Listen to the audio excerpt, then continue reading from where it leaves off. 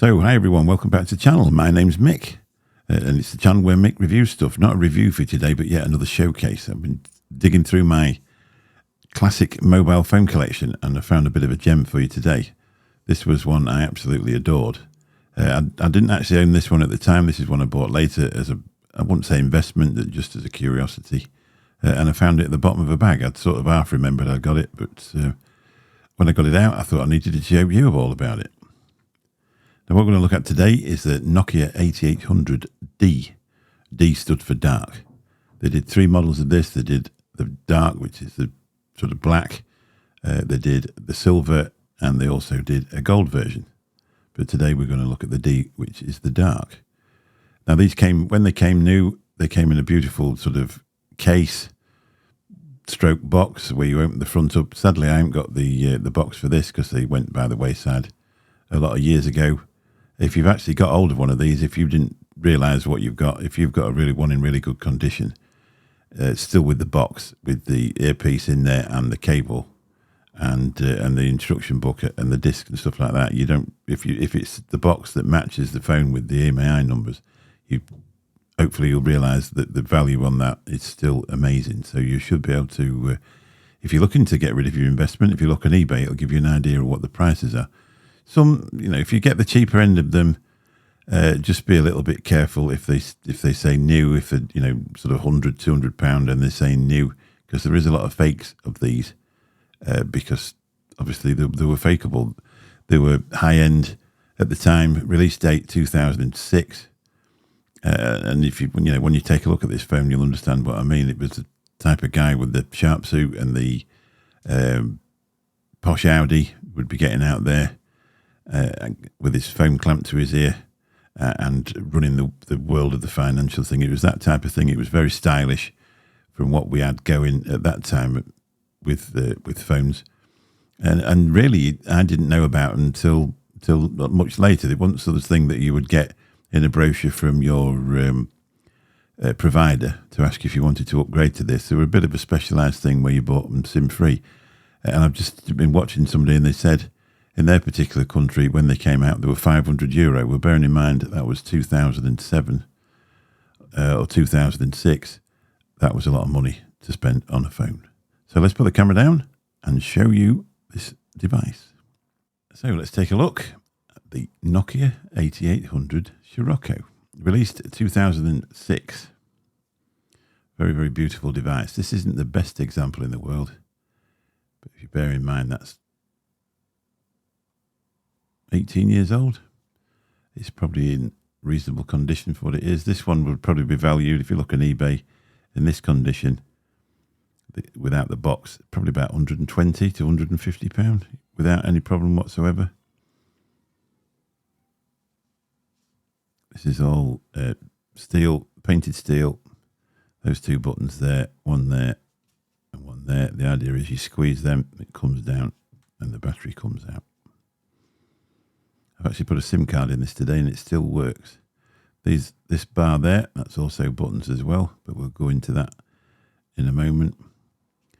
Now, the ringtones on this were a lot different to the normal Nokia phones. Obviously, it was classed as a high-end phone. So they were composed by Brian Eno. If you don't know who Brian Eno is, he also composed the Microsoft theme. Got a camera on there, which is a massive 2 megapixel camera. But say you've got to put yourself back to 2006 when some phones didn't even have a camera. That's about the only place on this phone you'll find any plastic, and that's what it is. It also comes with this charging port. The idea is you plug your charger into the back of there, stand your phone in there, and if you had a spare battery, you stood that in there, and that would keep you going all day. The battery on this was only 700 mAh. And the actual original 8800, not to be confused with this model, had one of the worst batteries in the world, and that's where they actually carried on putting that spare battery thing in there so you could charge it up, because the 8800, the original one, wouldn't last half a day, never mind all day. I actually had one of those models, and what I did, I bought a spare battery which came from one of these devices, and then I was able to use it for the whole day. Nokia branding on the top of there. This has got a bit scratched as well, but you can actually switch that little switch there. If you turn that on when that was plugged in, it would glow up and illuminate while your phone was charging until it was charged, and then it would just go solid. So take the back off the phone. We'll do that now. Just show you the battery area and where the SIM card went. You squeeze those two together at the bottom and then just slide it off. And there's your battery. This was stuck on there by the shop I bought it from, but the Nokia BP6X, that was the battery. It actually still holds its charge. It's been charged up for it's been switched off, but it's been charged up for 2 days. And it's kept its charge. Let's have a look and see. There we go, we can actually see it. Nokia Corporation, model 8800D, type RM168, made in Germany. There are quite a lot of fakes. If you go on eBay, you'll see quite a lot of fakes on there. The ones that say brand new, 120 quid.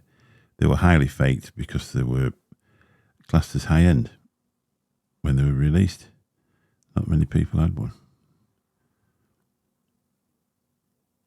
This is stainless steel. So let's turn it over and switch it on. So I'm just going to turn it on just here. The button's just at the top. It will burst into life and it'll sing to us.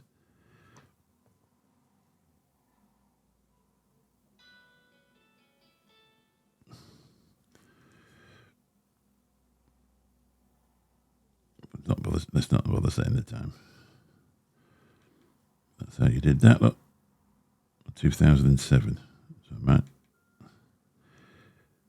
You will notice that the inner workings of this phone are very, very similar. I think it was a Nokia 6230. Without checking, I can't really remember, but Nokia 6230. So it lights up. You can go in there and it had all the original Nokia. If you had a 6230 or a 6230i, you'll recognise that straight away.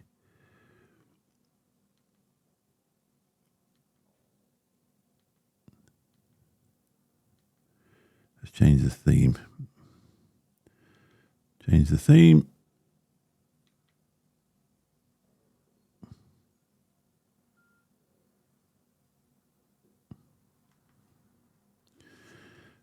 That's how I used to like to have mine set. Imagine that, eh? 1st of the 1st, 2007.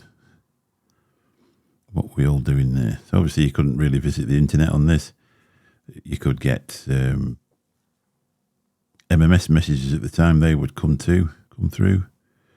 That was the button on the left-hand side of the bar. And that selects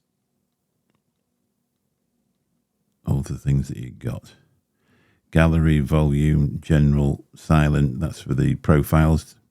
If you wanted to keep it quiet. Oh, it had a radio on it. I'd forgotten about that. Alarm clock, calculator, applications, gallery, volume, general. And there we are. We're back round to that. You could store 100 names in these, I seem to remember. I've actually put a gift card SIM card in there, so that's why it's showing this. I'll just put it in to show you it working. So there's no actual things in there.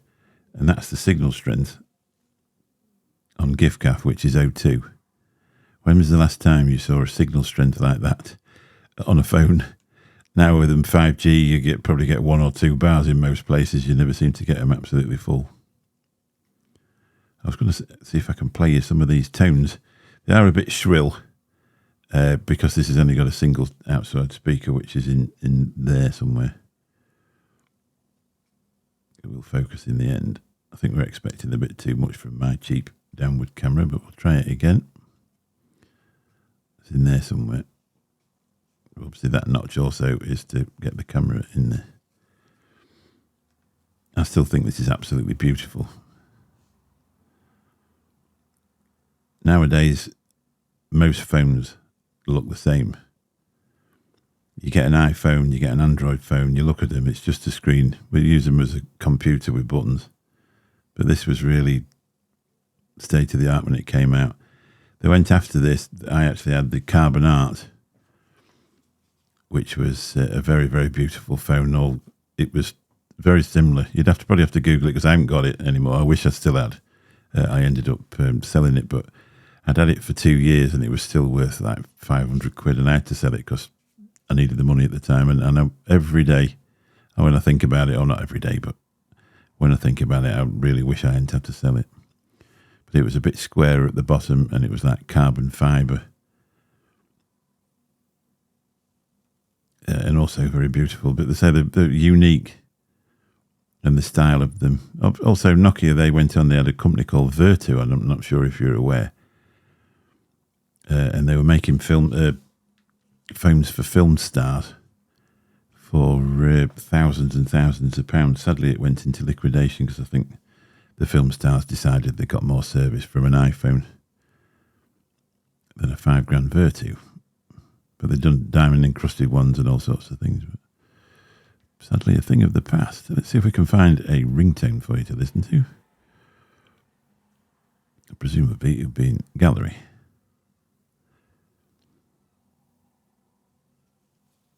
It's hard to do with these gloves on, but so if I try again.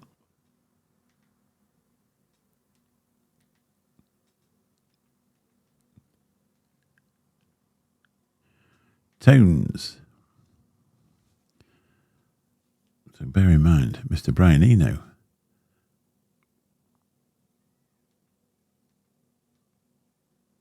Ringtones, there we are.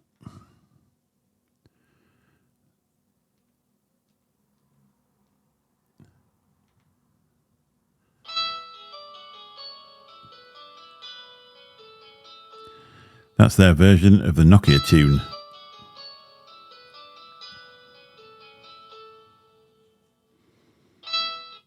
See if it'll select another one.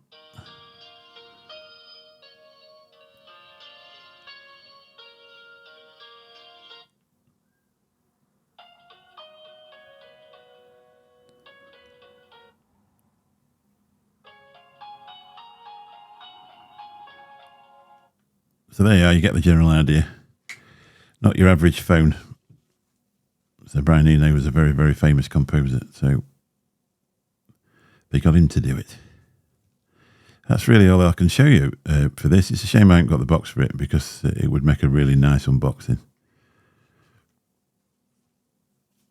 But as things go on, things disappear, don't they? That's what it looks like. Some people will probably never, ever have ever seen one of these unless you were really into phones and you're willing to spend the money on a phone. Some people just want a phone to make a call on. Other people want a phone to make a statement. So that's took a look around the Nokia 8800 Sirocco Dark.